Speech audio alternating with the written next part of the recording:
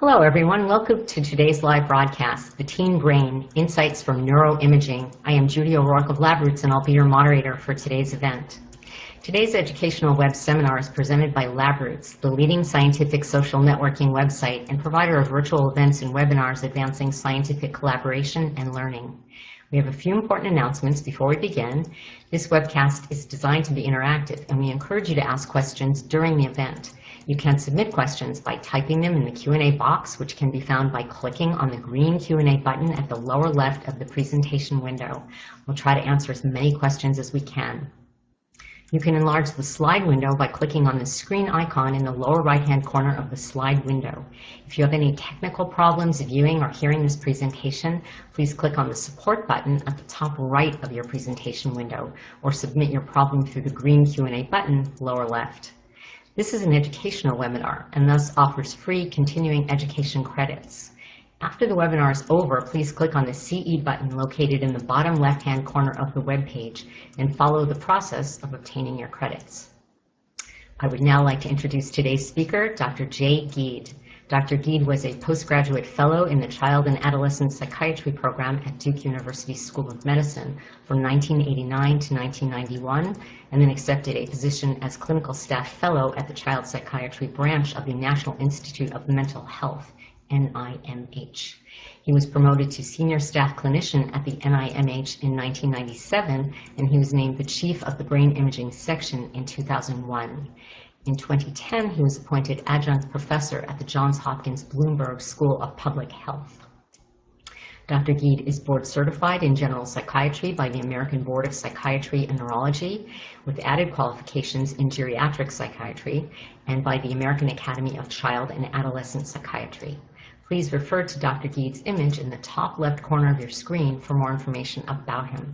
I will now turn it over to Dr. Geed for his presentation.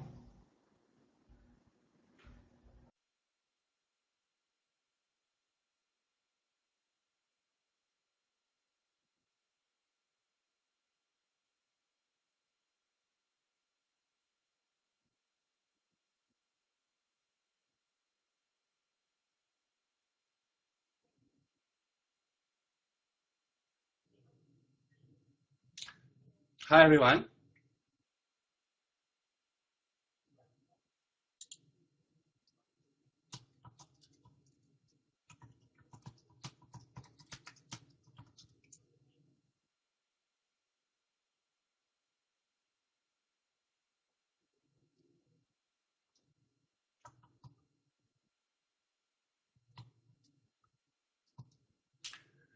Hi, everyone.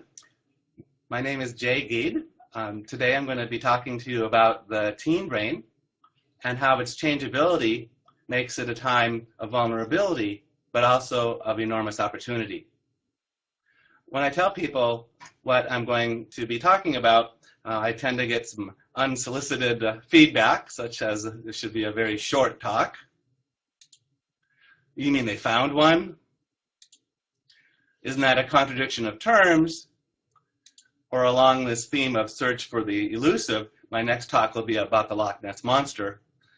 But what I hope to convince you is that the teen brain is not broken, not defective. It's as it should be.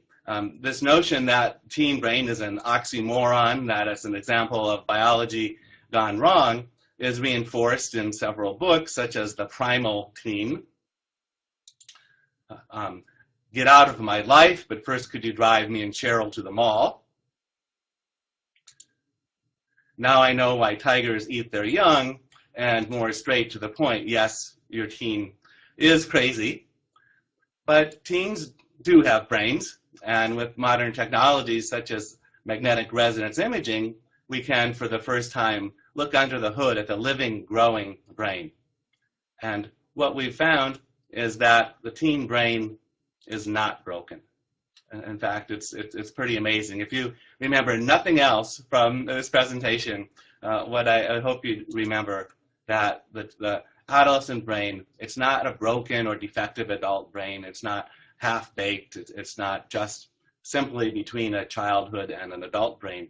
It has been exquisitely forged by evolution to have features that are different than the brain of a child, and different than the brain of an adult, but these features have served our species very, very well. And so what I'd like to convey to you that the teen brain is really amazing in terms of its ability to learn, to adapt, to change. Across all social mammals, adolescents have these three features: increased risk-taking, increased sensation-seeking, which at first sounds very similar, but they're subtly different, and a move away from parents toward peers. These, I think, are deeply, deeply rooted in our biology because they're not just humans. All social mammals exhibit these three behaviors. It's always speculative to have like an evolutionary why reason, but one of the leading thoughts is that these features allow us to leave home, which is a very irrational decision in many, many ways. Our parents love us, they support us, they feed us, they protect us. It's very irrational to want to leave that environment. But by doing so, then there's more chance of meeting other people, of less inbreeding, which has genetic evolutionary advantages.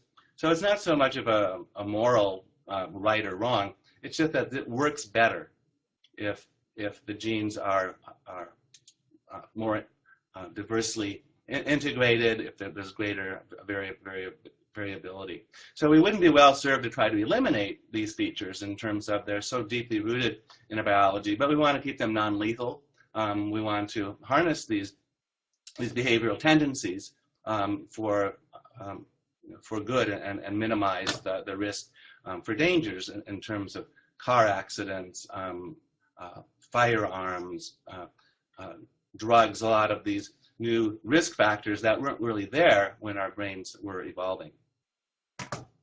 So this is from museum, the Smithsonian Museum that's close to where I used to live before moving to San Diego. That's a really, I think, wonderful exhibit. And as part of this was looking at the change in human brain size. The last big change is about 500 to 800,000 years ago. And this is a subtle but important point to make. What was behind the big change was not the harshness of the climate, but the change in climate itself. And so before seeing this, I was thinking, wow, it got really cold. Only the most robust amongst us could survive. Only the most clever could find a way to stay warm, to find food, to be able to reproduce. But what this is showing is that it's not the harshness of the climate, but the rapid change itself. And so everybody listening to this presentation had teenage ancestors whose brains were very good at adapting to change. And this is in contrast to our very close genetic cousins, the Neanderthals. And Neanderthal brains were actually about 13% larger than human brains. And they survived in some very difficult conditions. And a surprising amount can be learned from studying fossilized teeth.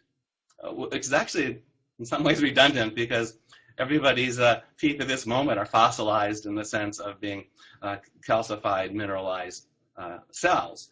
But teeth, like trees, have growth rings.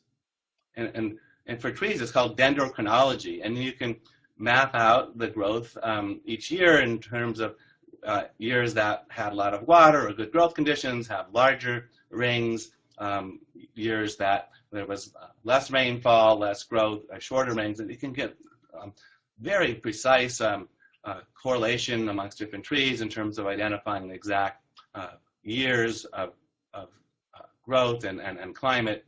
But you can also do this for teeth, and teeth also have growth rings.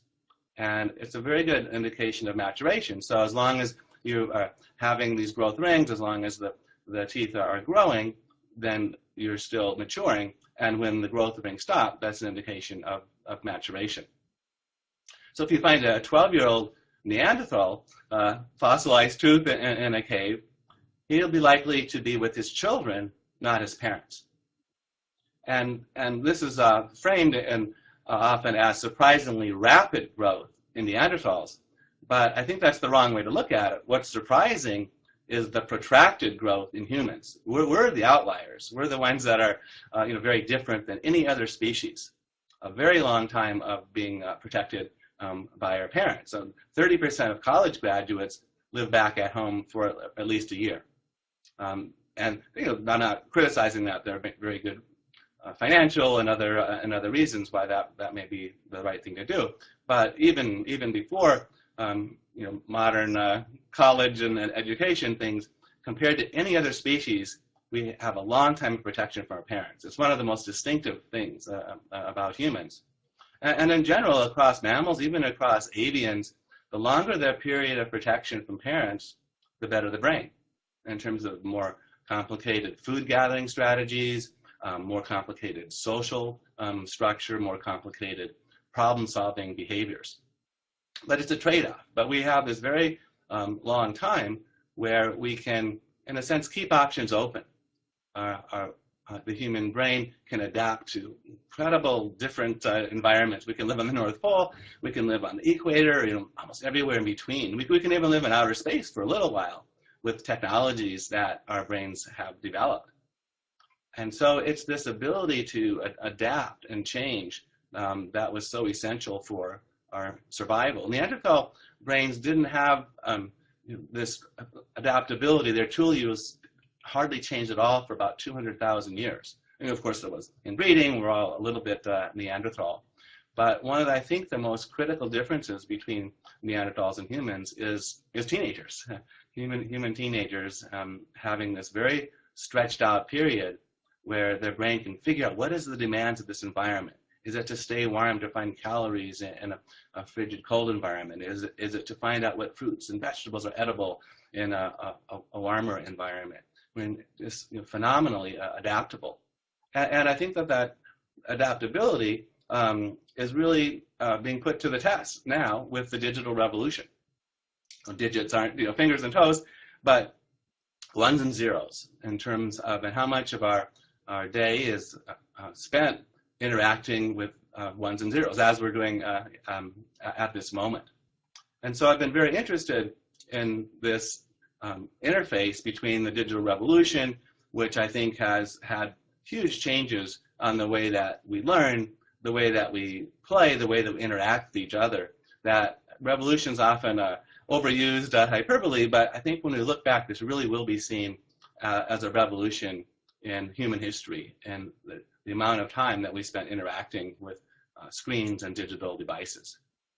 So I've been very interested in this interface, in the digital revolution and the adolescent brain evolution. I focused on adolescents, not because adolescents are the only ones affected. 2-year-olds can meaningfully interact with iPads, and they also swipe like plants and refrigerators and stuff.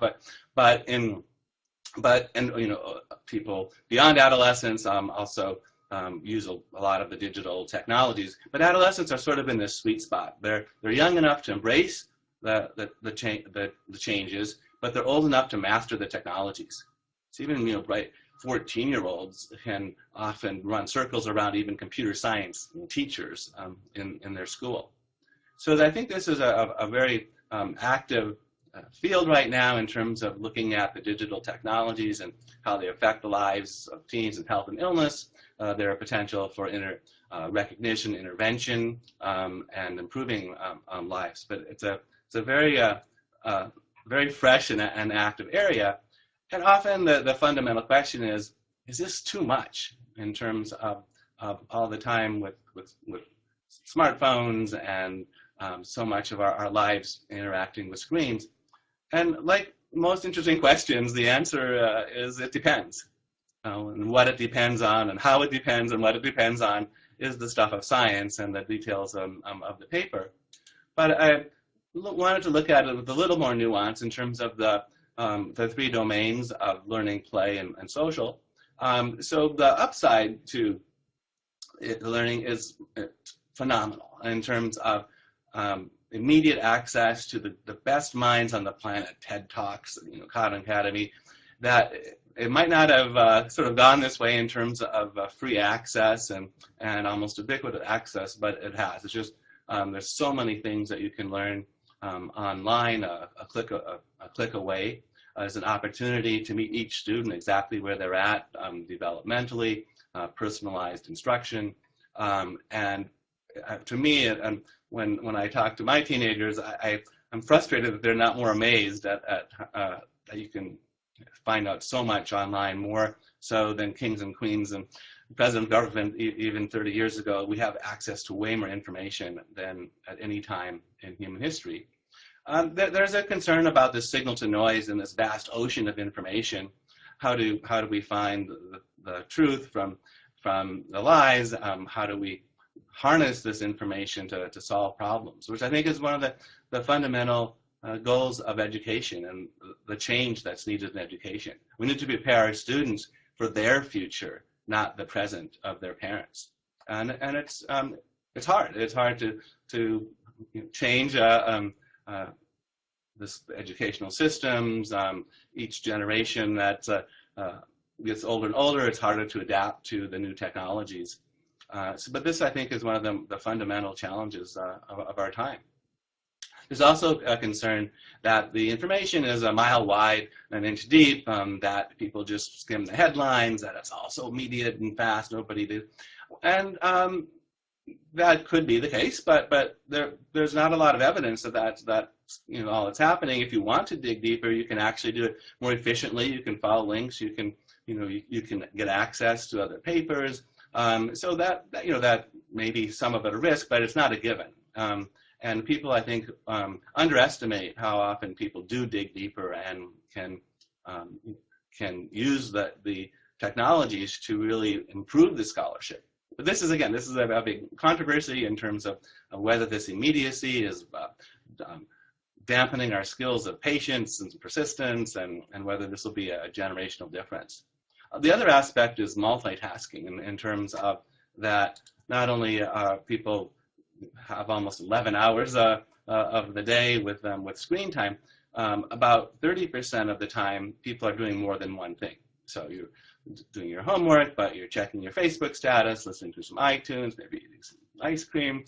You're doing a lot of things at once. And so this has been another area of active research of whether this multitasking is having an effect on how the brain is developing, whether it's a skill that can be learned and improved.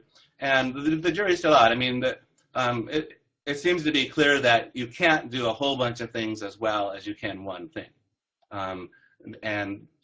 This idea of a multitasking tax from Marcel Just at Carnegie Mellon, that you pay a price in metabolism, in time, in efficiency, but it's not a great tax. And we can look at a presentation on the internet, and maybe glance at some emails, do a few other things. We do it all day. Most people multitask a lot.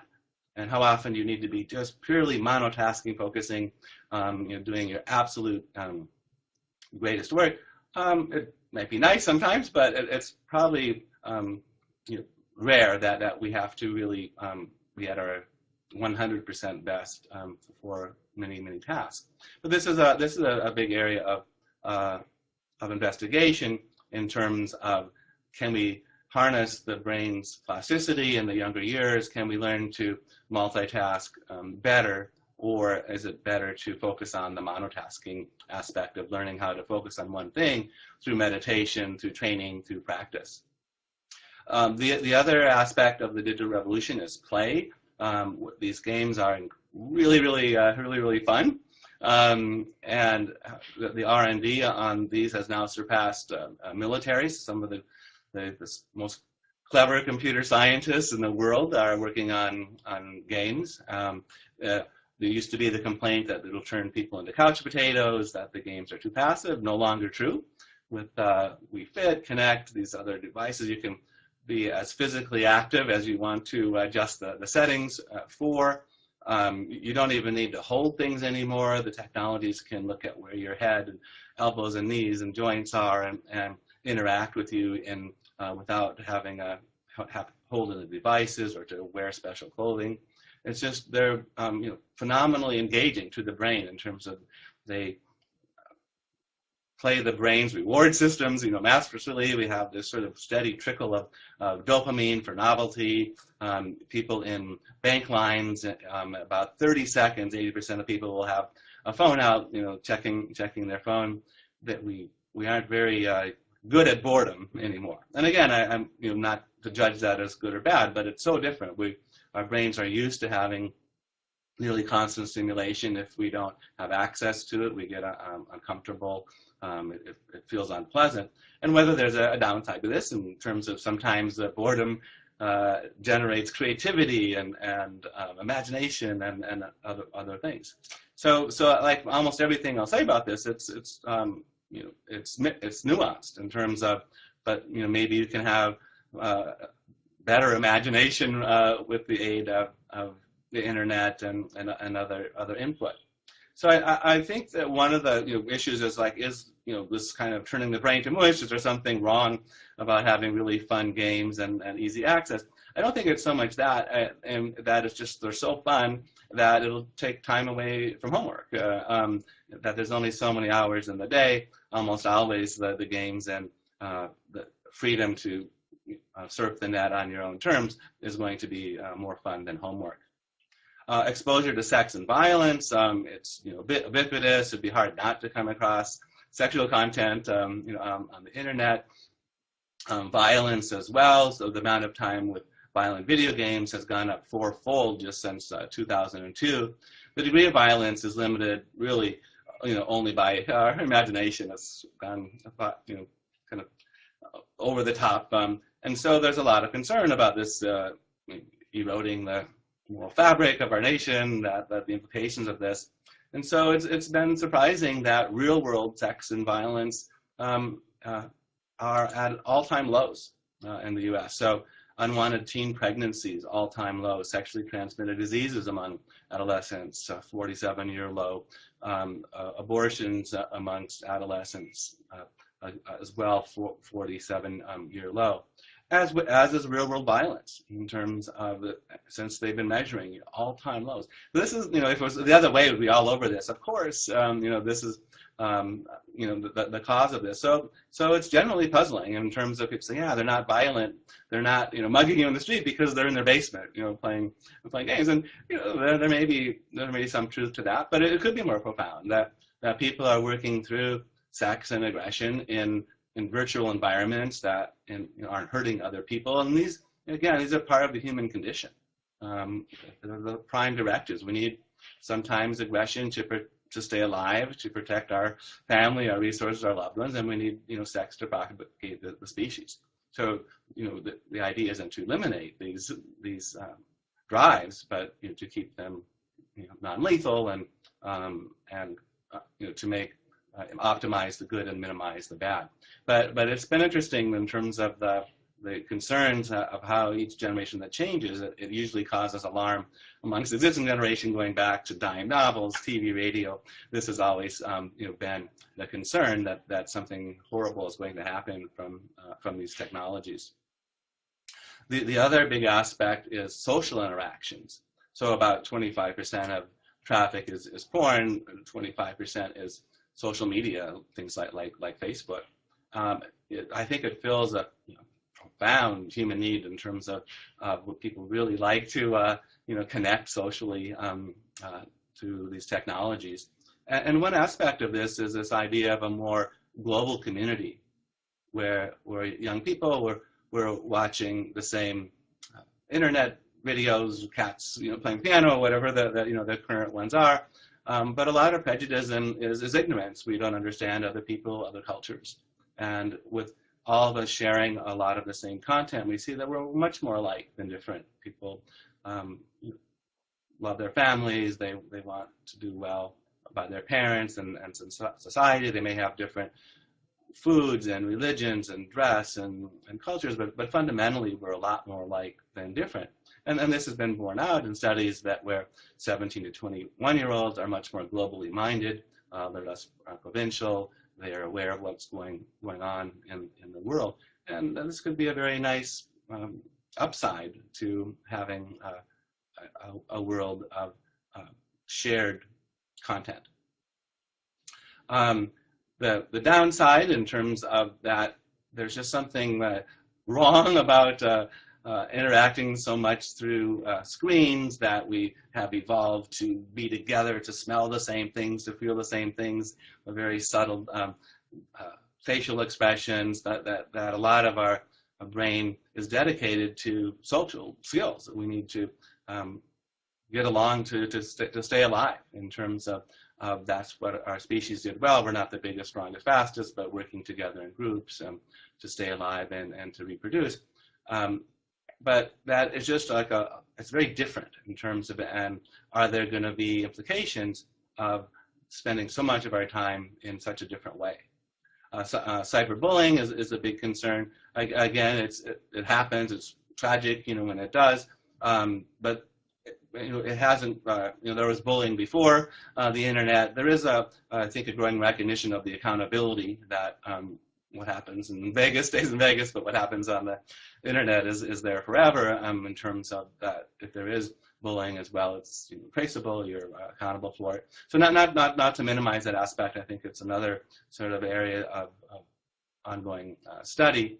But that this genie is out of the bottle. We're not going to stop people from using technologies and the internet.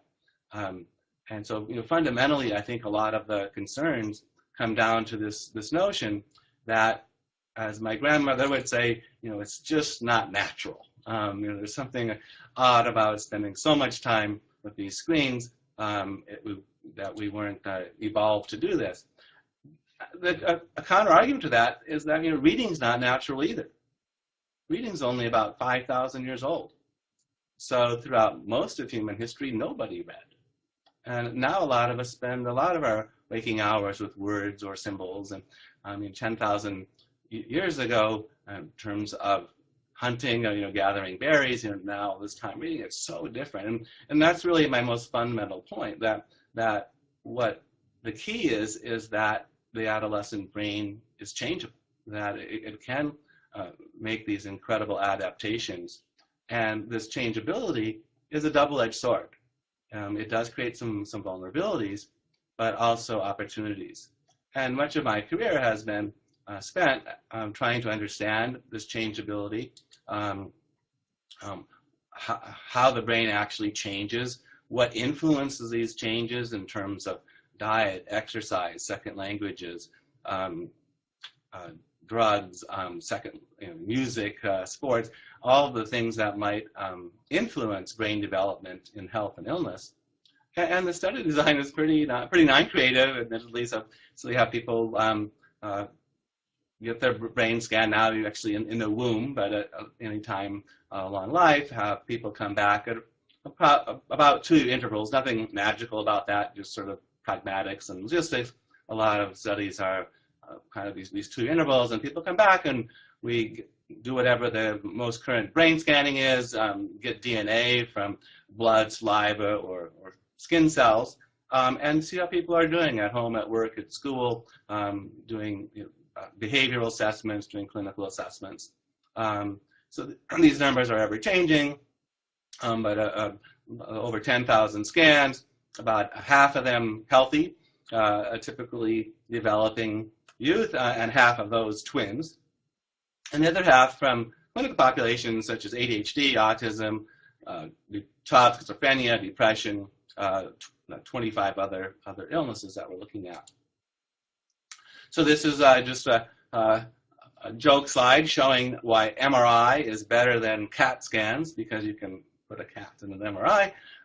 But really what is the advantage is that MRI scans don't use radiation. So not only can you scan healthy children, you can scan repeatedly over time. And this has really launched a whole new era of adolescent neuroscience. So if you take a brain out and clean it up a bit and put it on, I guess, a white tablecloth, it would look like this. But to an MRI machine, it just sees boxes of gray or white. These boxes are about 1 millimeter on a side. You can make them a little smaller if you have a more powerful magnet, or have people spend longer time in the magnet. But for most of the literature, we're looking at a box of about 1 millimeter cubed, which contains maybe 5 million synapses. We're not sort of looking at the kitchen table of the neurons talking to each other. It's more like we're looking at a city as we're coming in from a plane. That we can say, oh, here's the business areas, shopping centers, residential. We can see certain things, but we have to be careful not to oversell what can be done with the neuroimaging. There's a strong temptation to do that, to like, oh, let's make humans simple and colorful pictures and movies, and try to get around all of the incredible subtleties of the human condition in terms of the legal system, no lie MRI, just do a brain scan to tell if someone's telling the truth or not, using for neuromarketing and stuff. And in general, maybe this will come up with the questions. I think it's better than a coin flip. We can do a little bit of that, but it's not nearly as far along as people think. So I just want to briefly now kind of summarize this results of over 25 years of how does the brain change from birth through childhood through adolescence into adulthood. And one of the surprising aspects was that the brain doesn't mature by getting larger and larger. By first grade, the brain's already 93% of adult size. And that was not obvious to us. We'll watch the brain grow, and if it's this big, oh, now you can do arithmetic. Oh, this big algebra, now this big calculus. And so it's almost kind of disappointing in some ways that, wow, we're going to be watching a 7% change over 30 years. It's not going to be very dynamic. And that actually has helped. The brain doesn't change that much. It reaches its peak size in girls by about 11 and boys by about 14. So it doesn't mature by getting larger and larger. How does it mature then? Well, one of the ways is that it becomes more interconnected. And the way that we can study how the brain is connected, one aspect is white matter. And so white matter is this fatty insulating substance from these cells called oligodendroglia, which is sounds like it's a big word, but it's mini branch glue. And like an octopus, these cells send out this wrapping material more and more, about 1% to 2% a year, into the 5th decade for women, the 4th for men. So, but definitely throughout adolescence, this blue line is white matter for males, red is white matter for females. And this insulating material is not very subtle.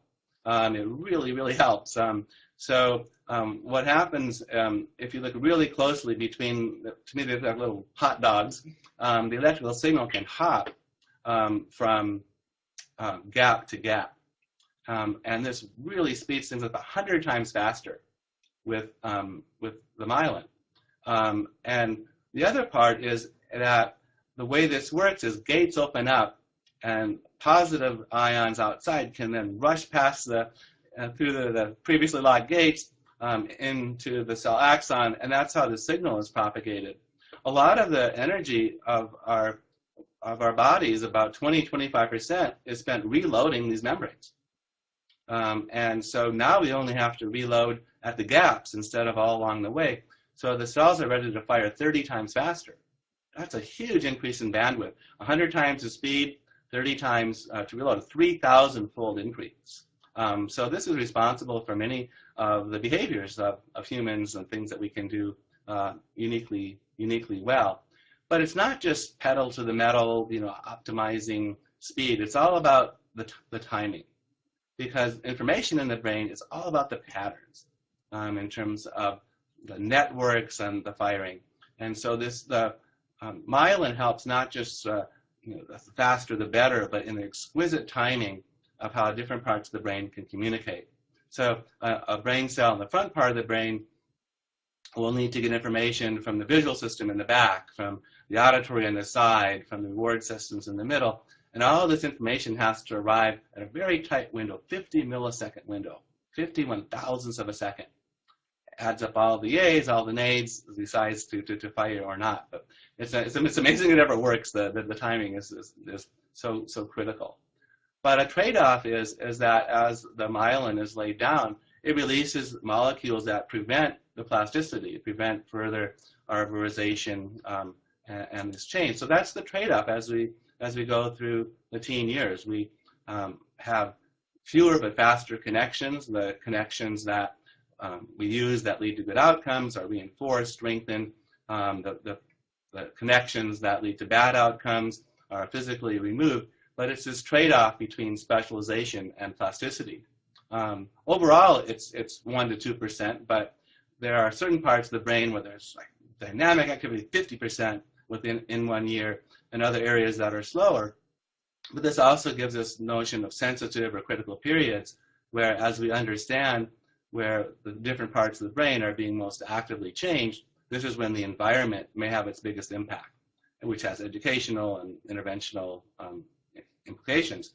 But in general, the brain becomes more interconnected through the adolescent years. It's not just white matter. It's looking at, under the microscope, the physical connections. EEG coherence is when one part of the brain is electrically active, what other parts are active along with it. And same thing for fMRI activation, functional MRI, which looks at blood flow in the brain.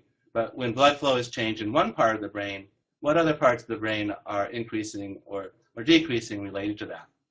There's this idea of cells that fire together, wire together, dating back to Donald Hebb in the 1940s, one of the maxims of neuroscience. But now we also see that cells that fire together, wire together, grow together. There's another aspect of connectivity. You could say, what parts of the brain are affected by the same genetic or by the same environmental factors? So all of these aspects of connectivity increase during adolescence and are being studied now by what for me is a relatively new type of math called graph theory. And graph theory looks at everything as a node or an edge. And this dates back to 400 years of Euler, the great mathematician, describing these nodes and edges, and this idea of a small world network. I don't have the audio working for this, but this idea of a small world. And what was surprising was that this math that arose from how computers could survive a nuclear attack, how you connect different computers around the world, that the ideal way to do this was sort of random. It wasn't completely random, but it wasn't as neat and orderly as you would think. But what really took off was that the same notion of how to connect different computers was so applicable to other things such as airlines, the stock market, the formation of galaxies, atoms. So the same math applied to so many different things that this really revolutionized the field of trying to understand brain development, not so much as which chunk gets bigger or smaller, but how they're all connected. So it's like the different parts of the brain are like letters of the alphabet. And as you go from a baby to an adult, the letters get formed into words, the words into sentences, the sentences into paragraphs, and so on. But this new type of math has really helped us now go back to old data. This is an example of childhood schizophrenia, really rare, 1/500th is common as adult schizophrenia. And we look at the old ways of just saying which chunk of the brain is bigger or smaller or different shape. Not really able to tell them apart very well. But when we look at how the different parts of the brain are communicating, how they're connected, then with the exact same brain scans, the same input, now we can just separate schizophrenia from controls. Still at the group level, males from females, young from old. But it's a very new, exciting way of looking at things. One of the ideas of the fire together, wire together, grow together was that if we're looking at electrical activity in thousandths of a second, or blood flow in 3 to 5 seconds, or across decades, we see the same pattern of connectivity in terms of that different parts of the brain are connected. So it's a very robust finding, and now we can go back and look at relationships between how the brain is connected and things like vocabulary ability, where two parts of the brain that grow together in terms of that their change over time is tighter, predicts ability for vocabulary. The other way that the brain matures is by becoming more specialized. And so these are both gardening metaphors. What you have is arborization, like arbor, the Latin word for tree, extra branches, twigs, and roots. Not more neurons. That's pretty much pretty stable around the time of birth. But we have this growth of arborization, more connections, and a pruning process then where only the useful and good ones survive. So both arborization and pruning, they're constantly occurring throughout life. It's not like all of childhood is building up and all of adolescence eliminating, but on balance, we see this change. And so this is Michelangelo's painting that building the brain is not like a painting. I use this example because this on the right is often looks like a brain to many people in terms of a side section, the temporal lobes, the brain. That's been written about quite a bit. And then this is described as the original synapse. Neuroscience humor. But it's not like that. That's not how the brain is built. It's much more like Michelangelo's other artistic outlet of sculpting in terms of we start with a block of granite, eliminate certain components to create the masterpiece. And so it's this 1-2 punch of overproduction followed by selective elimination that is how the brain becomes complex. It's really not even just the brain. It's how everything in nature, the complexity arises from this 1-2 process. Overproduce, fierce competition, fight it out, and then selective elimination. It's the engine of evolution. But what we find is that different parts of the brain mature and specialize at different rates. And the part of the brain, the prefrontal cortex, is amongst the latest to reach adult levels. Not till like 25 to 30. That seemed like really late when we started these studies. So we follow people till they're 16 or 18. By 16, they're already winning medals in the Olympics. They're already quite advanced. Well, we'll play it safe. We'll overshoot, go to 18. 25 wasn't even on our radar screen.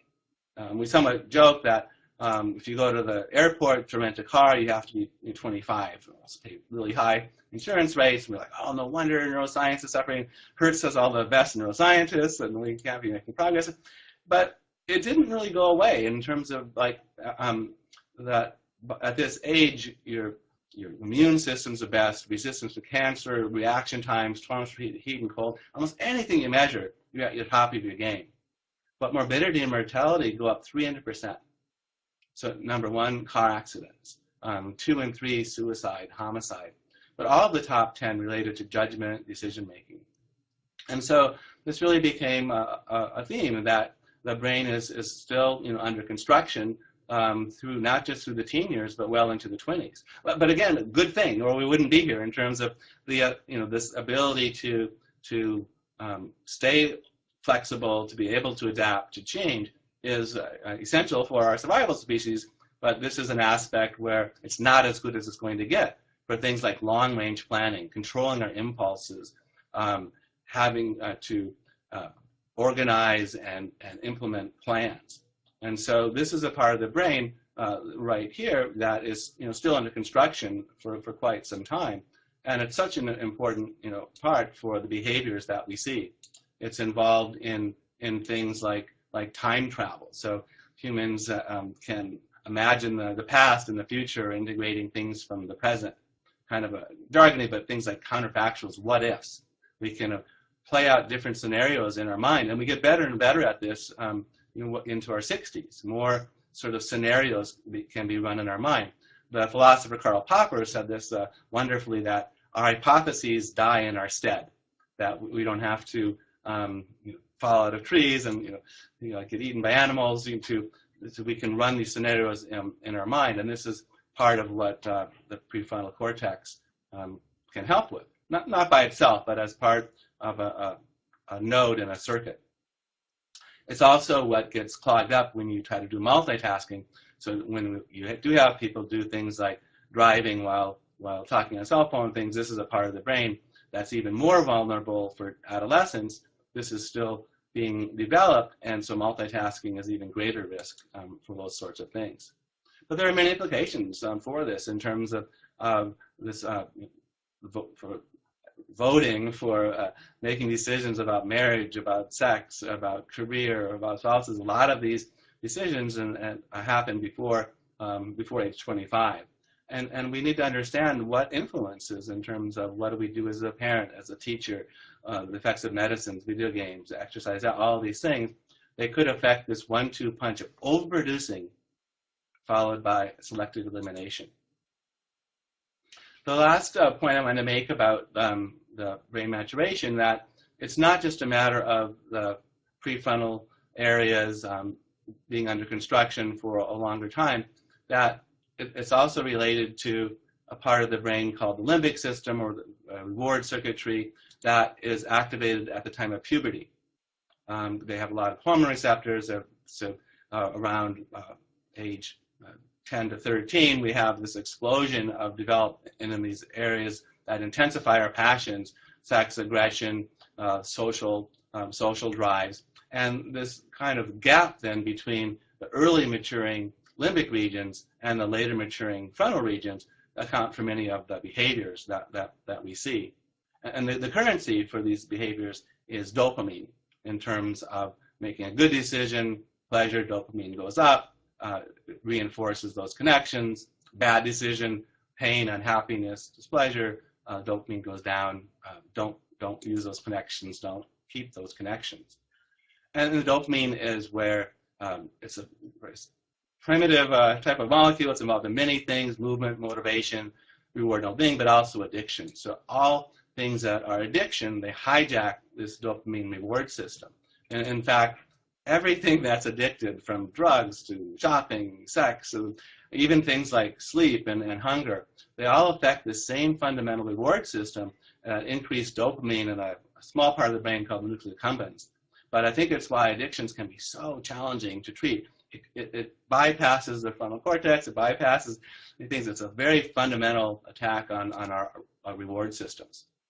So the adolescents are particularly at risk during this time, when the reward system's being fine-tuned, being set. And so there's a lot of work, a lot of research now, kind of trying to understand why adolescence is a vulnerable time for addictions and what to do about it. Same things for eating disorder. Why does eating disorder only happen after puberty? That it's related to this ignition of reward systems. But if we understand how these changes are happening in the dopamine systems, it might help us address many of these illnesses. So just about out of time, but just a few things about the influences. We are looking at twins, the kind of nature, and not nature or nurture, but nature-nurture type of questions of what parts of the brain are related to genes and environment at different times. And one of the findings that surprises a bit, that there's this lasting echo of early environments, where even amongst totally healthy twins, that we can tell 30 years later which twin was heavier than the other twin. But the most fundamental thing we found was that it's a moving target. Different parts of the brain are more heritable at different ages. And this really needs to be addressed in all these studies of looking at genes and brain and behavior, because the answer changes. Things that are changing in teenage years become more heritable in adolescence, which surprised us in terms of the brain actually becomes more similar, even though each twin has different environments. But these are the same brain regions involved in schizophrenia and depression, in things that emerge during this time. The genes matter. This is one of the most profound, and a 4-fold increase in violent crime, 8-time increase invested for murder, 50 times risk for being on death row. I made up the last one, but of course this is the Y gene and male-female differences, which isn't to say, well, who's better in the kind of, but it's a huge clue and for the biology, because everything I study as a child psychiatrist is different between boys and girls, men and women, and to try to understand how these differences in healthy, typical male-females might relate to the illnesses. But the brains of males and females overwhelmingly more alike than different. But these subtle differences do do have an effect. And I'm going to skip a few slides here just to get to the point that sometimes these differences are, really overplayed. Men are from Mars, men from Venus, and board games, these planetary style differences. Where this is where I'm from in North Dakota. There are differences, but to me they're much more subtle. So it's more like men are from North Dakota, women are from South Dakota. The differences are real, they're subtle, they're important, but that it's at a group level. And most of these differences are only in the path of brain development, not in the snapshots in time. So much of what we learn for differences between males and females, healthy and ill, relating to cognition or behavior, we really need to look at the path of brain development, not just a snapshot. My final point, though, is that this plasticity confers vulnerabilities. Most mental illnesses emerge during this time, not a few, not a lot, over 50%. And so this is a critical time. Not everything, but there's a lot of clues here to understand why. If you're born at the risk of schizophrenia, why does it wait till you're a teenager to show up? Or depression, or anxiety, some sort of eating disorder. But not everything, not autism, not ADHD, not Alzheimer's. And so we're very interested in this interaction between typical changes for things like schizophrenia. All of the findings in schizophrenia could be predicted if you said, what happens if regular teen development goes too far? And this predicts the findings that you see in schizophrenia. And a lot of things that for adolescents is not really an illness, but they're very important. Unplanned pregnancies, sexually transmitted diseases, motor accidents, being arrested and put in jail, life decisions. And so adolescence is that, kind of this idea is that half empty, half full. Adolescents would say, well, people say, yeah, it's not only half empty, but the water's dirty, the glass is cracked, and it's your fault. But that's not all true, and there's enormous opportunity for people to harness this changeability, to have many different life courses. But most teens get through this. Most adolescents get through, they do well, they become productive adults. But if we understand this ability of the brain to change, and if we can harness this, we can do a lot to improve the lives of youth and families. So I'd like to thank you very much for your attention and look forward to answering questions if I can.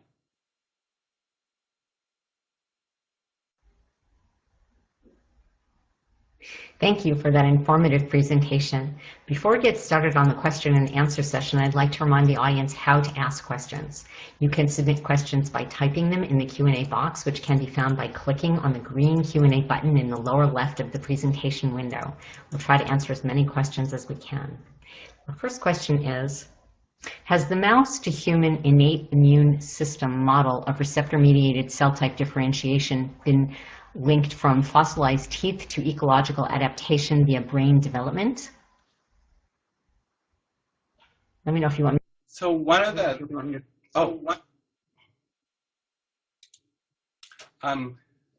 should I answer by text or?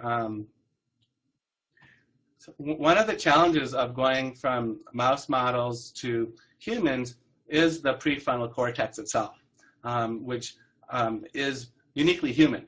It's what's most different between us and bonobos and chimpanzees, our other close relatives.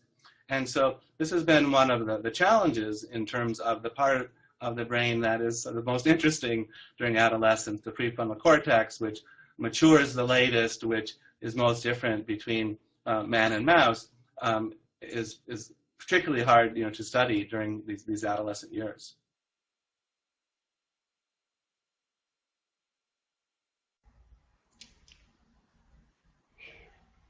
Do you get more neurogenesis from exercise in teen brains compared to the young or older adults? Exercise and neurogenesis, what a great question.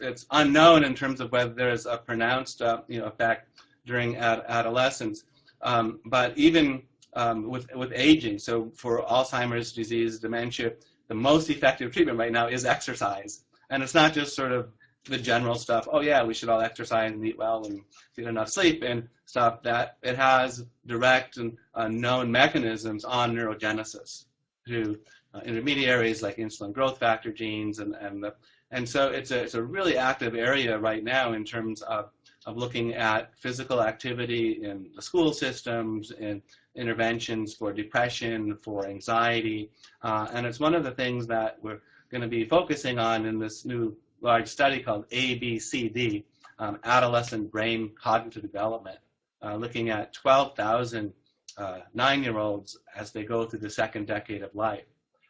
But I think what's really been fascinating in recent years is that the effect of exercise on learning and on brain health is getting stronger and stronger, and it almost seemed like in some ways it was kind of almost like unscientific, right? It's like, oh yeah, everybody knows we should exercise more. But we're understanding much more of a direct and measurable link between body and brain in that respect. And for me, it's actually one of the most exciting areas. And now with things like Fitbit and with other sensors and stuff, we can get a much better quantification of physical activity of adolescents. And for the first time, we'll be able to answer this question with more data in terms of we can really look at the effects of movement exercise on mental illness, on health, on cognition, on behavior. But it's an insightful question.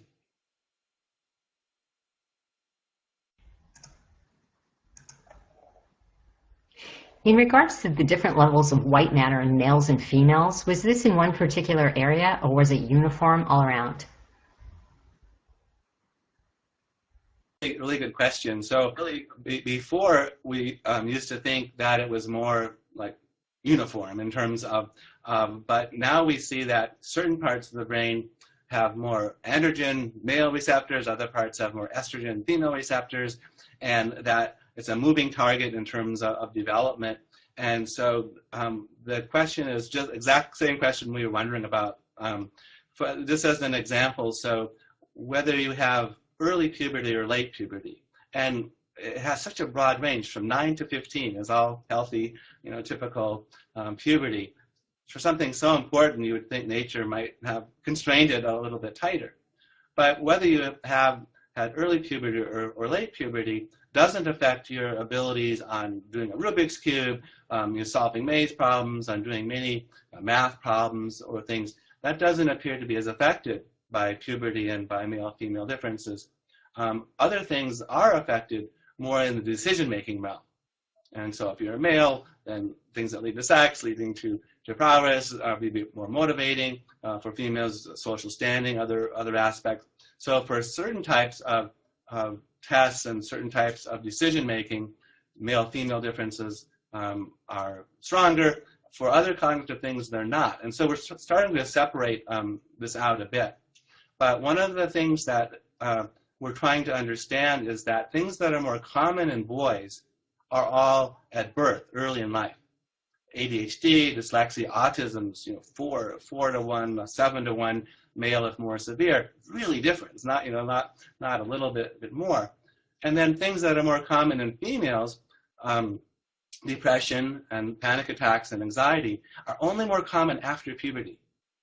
And it is puberty. It's not age 12. It's literally after puberty. So that's a big clue in terms of why these changes. And so from mouse models and other things, we see that the hormones will affect stress response in females, but not male mice. And so we're seeing some of these differences in terms of even things like if you throw people out of a plane, if you throw men out, then their memory will be better for those instances and females not. So these kind of like, you give them parachutes actually, but these differences that we're just starting to appreciate a bit more. But we have to be careful because overwhelmingly more alike than different. And so for schools, they want to say, oh, it's like, teach girls this way and teach girls this way. Use it or lose it. Did some teens grow like a bamboo tree or all grow in tight temporal chronological limits? And it's not very tight temporal type of limits. And so this idea of overproduction and selective elimination of fighting it out is very, very powerful in terms of the use it or lose it, I think, holds throughout life, but particularly, well, so I'll just say throughout life, because in childhood it's very powerful, but in adolescence as well.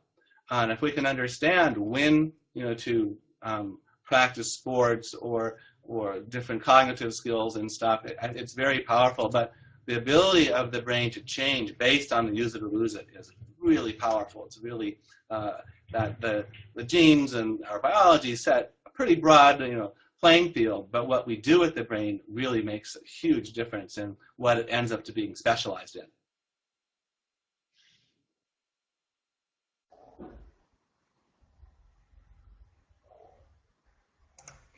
Has your work addressed the effect of amino acid substitutions on social brain development and effects on behavior during life history transitions? So that's an area that I haven't personally been involved in, and I'd have to do some research, to see. It'd be interesting in terms of, in some ways, with the social cognition, it's so broad. There, so much of the brain is dedicated to social interactions, but that in nematode worms and simple systems, one tweak to one amino acid can actually change them from being social to not social. So that was one of the most intriguing findings of recent years. We thought, oh, this is going to be so complicated. It'll be 1,000 genes and everyone contributing a very tiny amount. And so it doesn't always work that way. Sometimes a amino acid switch that seems such a low-level molecular change can actually have profound differences in very, very complicated behaviors. The most complicated of all behaviors, social interactions. And there's so many gaps between molecules and cells and circuits and behavior that the future people that can cross these gaps are going to be super valuable to understand molecular biology, but also social cognition. I think it'd be a really fun area for younger people to be involved in.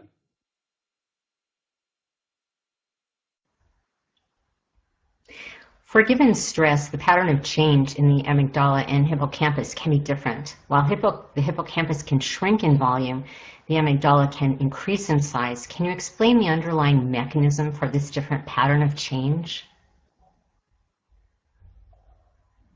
The hippocampus is very responsive to stress, cortisol levels, and that it's an interesting part of the brain in that it generates new brain cells after birth.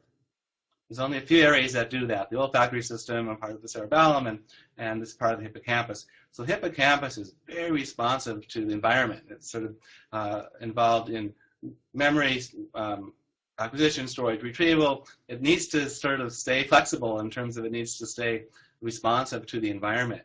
And so many illnesses that have stress, like depression, schizophrenia, it's a very common target to be affected by these sort of changes. And it has both male and female hormone receptors, but it has a preponderance of estrogen type of receptors. The amygdala is more involved in what's important in the environment. It's not just sort of threats, but sort of what's salient, what's really important for the brain to attend to. And it's also built to change a lot during adolescence in terms of with the changes in hormones and different priorities in terms of reproducing and in terms of becoming independent, of needing to be aggressive at times to protect you and your loved ones. And so both the amygdala and hippocampus are very, very active in decision making and what the brain focuses on in the environment. And we're just getting a early understanding of what actually happens in terms of making the changes in the size of these structures, but they're surprisingly dynamic during adolescence.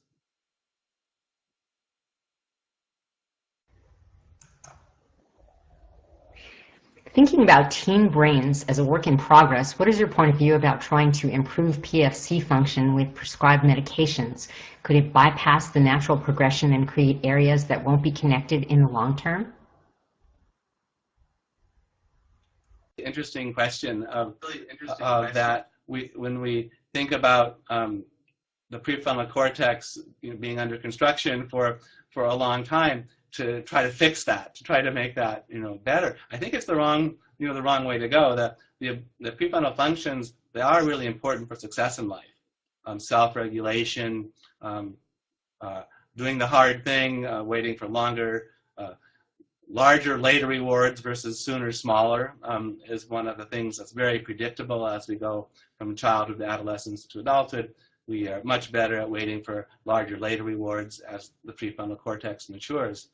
But this idea of sooner is better is one of the things that the biology and the neuroscience has really questioned. That is it always better to do things early? And this has huge implications for the educational system in terms of countries like Finland that teach reading not till age 7 versus countries that teach at age 4. And then in Finland, the students actually end up doing better on many measures by age 11 in terms of that earlier isn't always better. And so I think that there's a balance here in terms of if I were to try to improve prefrontal connections and maturation, I would much rather focus on behavior in terms of meditation, of being good at a sport or a musical instrument or school, of using perhaps computer interventions, video games, or software that can help improve our ability to delay gratification, to find patterns. Pattern recognition is another huge important skill for the future. But of all the interventions, for me, medicines would be the last, in terms of I think that the brain is very responsive to the demands that we ask of it during this time. And that perhaps, someday with the right amount of data, we could say, yeah, this actually, medicine might help in this area. But I would recommend 1,000 things first before going to a medicine intervention. But I think it's so key. If we could understand. Sorry about the that little cutting you off there. Computer did that. I would like to once again thank Dr. Geed for his presentation. Do you have any final comments, Dr. Geed? To end more, on this positive note, because teens, they get bashed a lot, and even amongst teens themselves, they consistently underrate themselves on their contributions to community, on the positive aspects, and that this is a time that is just loaded with opportunity. That if we can challenge the brain in the right ways, it's going to adapt incredibly. And so even though I concede this is a time of vulnerability to depression, anxiety, substance abuse, psychosis, that we don't lose sight of the positive aspect. This is also a great time for positive change.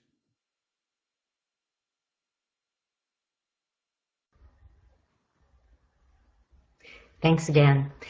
Today's webcast will be available for on-demand viewing through September 2016. You'll receive an email from LabRoots alerting you when this webcast will be available for replay. We invite you to forward that announcement to your colleagues who may have missed today's live event. See you next time. Goodbye.